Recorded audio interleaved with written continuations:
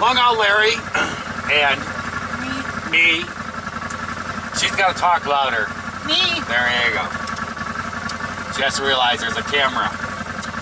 But we were actually going to jump in the car and run north and look at fall colors and stuff like that, but it wasn't very good, so we decided to do the side-by-side instead. It's actually nicer looking, and it doesn't bother me too much. The trails are actually probably smoother than most of the roads around here. So we'll take a cruise, and we're going to run across the bridge. DTV, don't tell nobody. And we're going to head over towards South Range and go down that way. So let's see what everything looks like.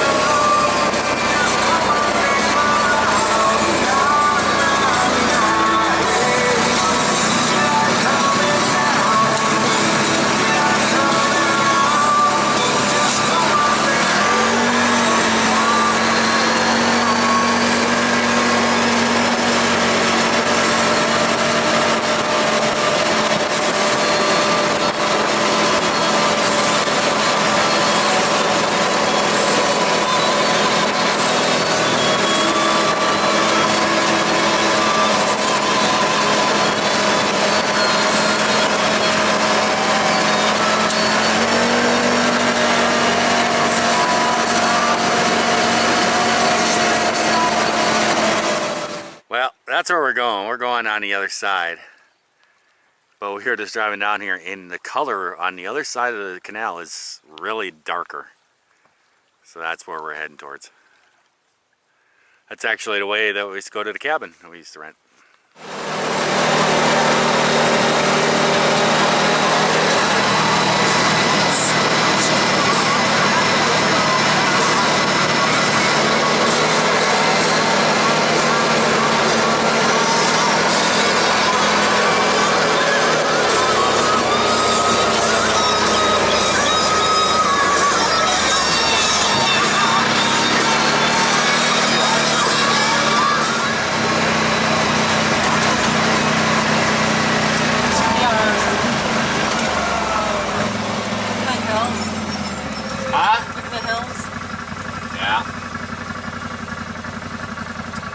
I'm recording this. Oh. I could give a rant about this right now. We're not going there because then you're just going to be crabby the rest of the day. Oh, crabby. But I have talked in the past about something I would love to buy. This is it. It's 80 acres, right? 86. 86 acres. It is a prison owned by the state of Michigan Correction. 67. And it's the whole prison intact. It's been abandoned for years. The inside is all junk, molded, rotten. But it's all this land and everything. So cheap.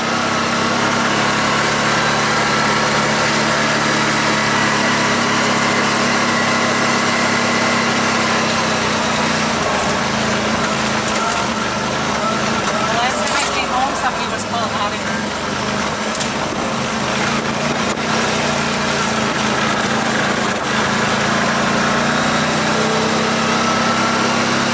It's an actual prison.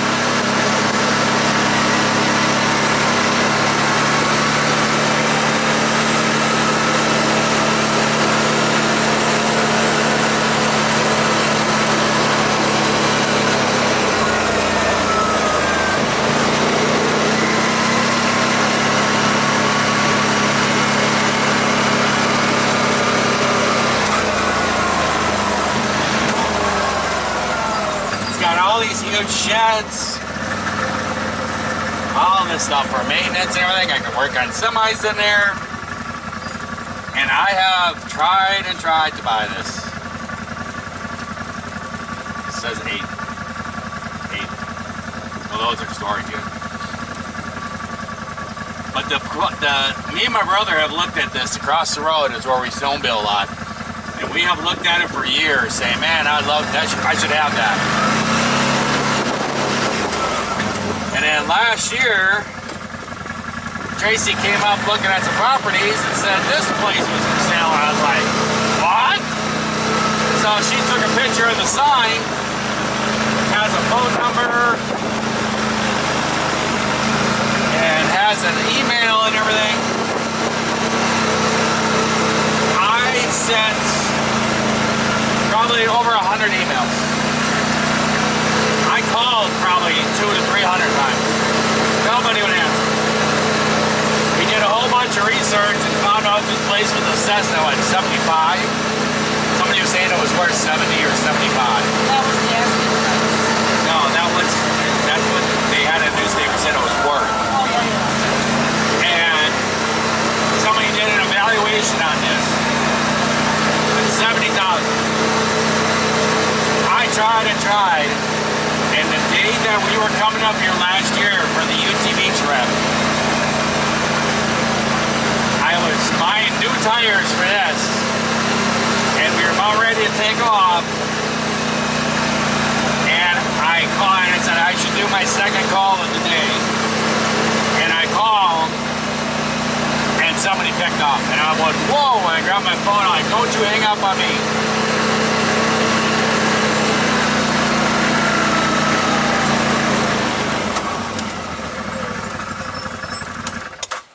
This is its own treatment plant, sewer plant, everything. And I told him, I says, I'm interested in buying this. How do I go about this? Where do I, what's the price? I'll send you a check in, whatever. And the lady goes, oh, that place just sold. We just accepted an offer. We just accepted an offer. And I was like, I got so mad. And I was like, are you kidding me? How is this possible? Because how did a person get a hold of you? Because I've sent you hundreds of emails, so many phone calls, it's unbelievable. I call almost twice a day. And she goes, yeah, I get a lot of phone calls about it and stuff, but we just accepted an offer. I was just whatever. I was so mad. Then she says, but you can put a secondary offer on it. And I says, well, that's the stupidest thing in the world. And the thing is to even put a bid on the place, you had to send in 15% of your bid. And it was a whole mess. Well, I was like, whatever. And this guy, I mean, he's never going to back out. Well, guess what? he did back out. This place is still not for sale. I don't think it's still sold. And I have called back this year, and I kept calling, I kept leaving voicemails saying, I am going to call 3 times a day until you people pick up. And finally some lady picked up. And, oh, yeah, that person backed out, so they lost their 15%. Stupidest thing. And I'm like, are you kidding me? And then somebody else, she said, and I said, well, so I can go on and bid, it's open? And she goes, well, no, we already accepted another offer, and we have a secondary offer. This place is still sitting here. Nothing's going on. Tracy thinks it's because of the mold. Because she thinks there's a stimulation in the sale of it that people are not knowing, and they're putting the bids on it. And then the state is going, okay, well, now you have to call in the asbestos company and a special mold company to clean this up, and you have so many days to do this or something. And they're finding out it's going to cost them like $50,000 to clean it up. Well, the thing is I used to do asbestos in this many, many years ago. And all you need is an asbestos license. And you just go down to the Capitol and it's like $10. You just take a little test. It's like a multiple choice thing. And you can get your license and you can go and do it yourself. But, I don't know. Who knows what's ever going to happen to this place. But I ain't got the money no more. Bloop. Oh, guess I got to put it in perks. So this is the place I wish I had. Can you think of it? I could turn the prison into a motel and I'd be Warden Larry. And then, huh? I'm a warden. You're a warden? And then me and John discussed this and had all kinds of crazy ideas about it. And I told him, when I do open this thing, what we're going to do is we're going to have the lobby, and it's going to be the prison, and John is going to have to be there. We're going to have it live on YouTube, and we're going to dress John up like Uncle Fester. And he could be the bag boy or the bellboy. Yeah, we had a lot of plans. We had a lot of crazy ideas about this, but I ain't got the money no more. So onward to go.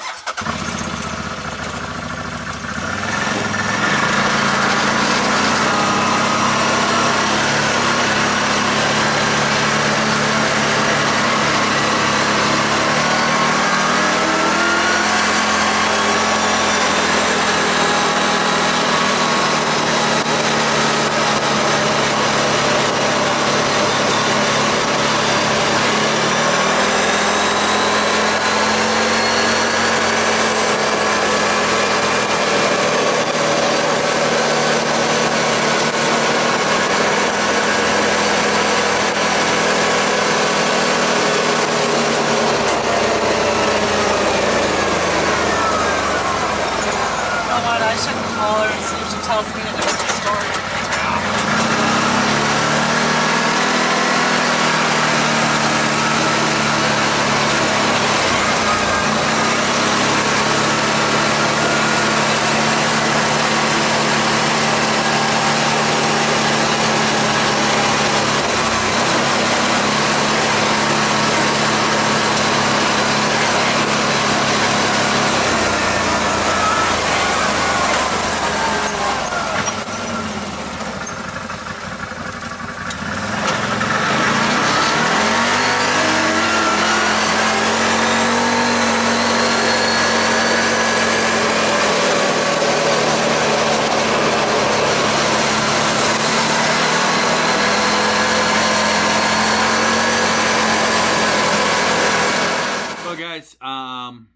I tried to do a video of showing the different colors and everything. The camera doesn't really pick up really good through the windshield. It kind of shows a haze or something.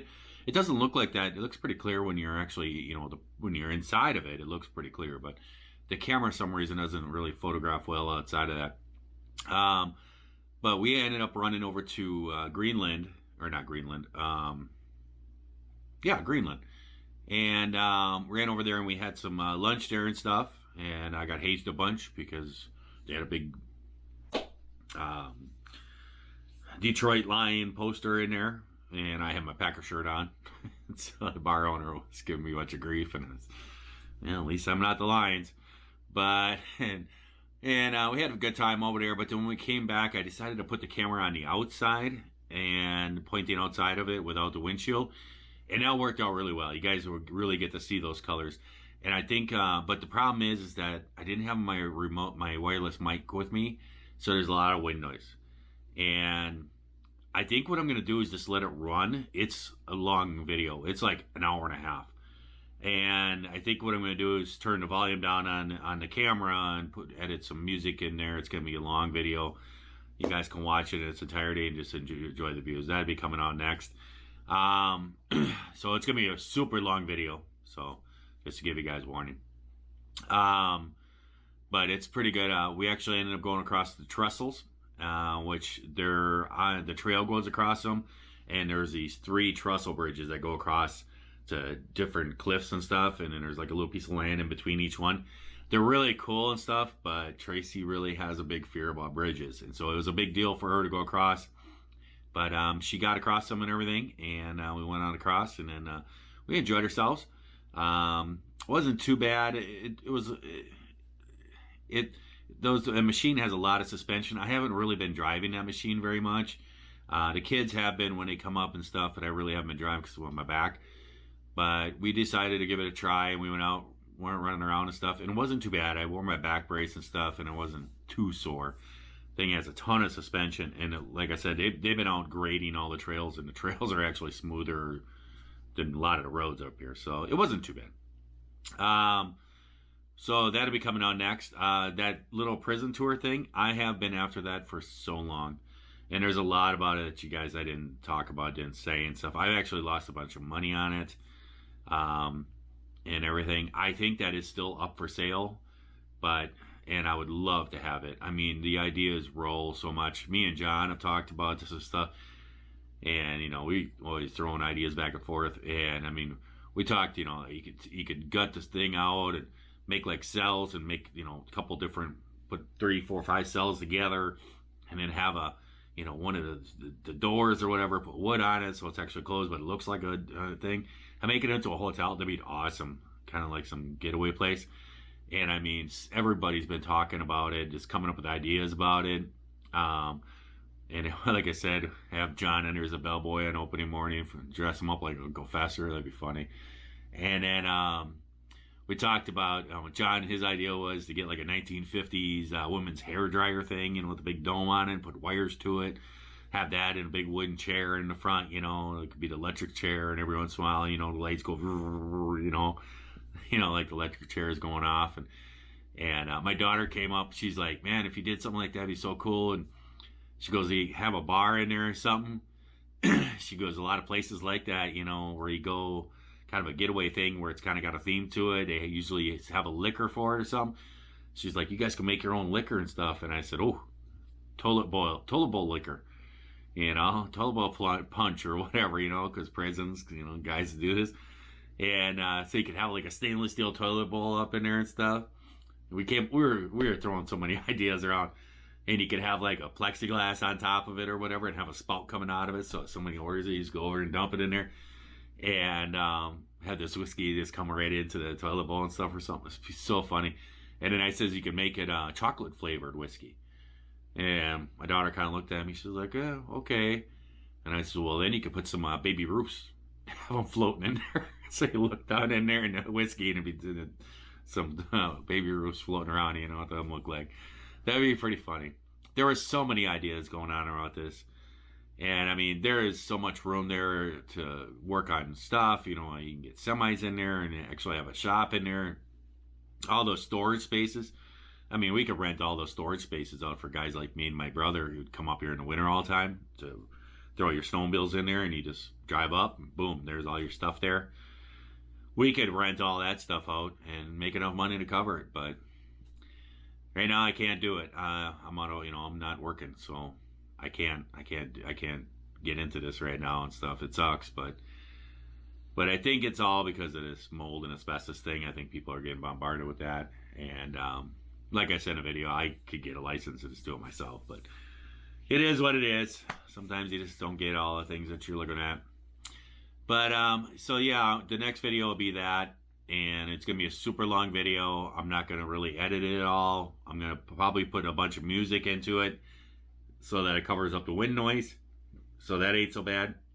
And you guys can just enjoy the fall colors. So I'm going to let you guys go. I hope that everybody out there is having themselves a great day, great night as they're watching this here video. And if you're not, certainly try that all over again tomorrow. I'll catch you guys later. Bye.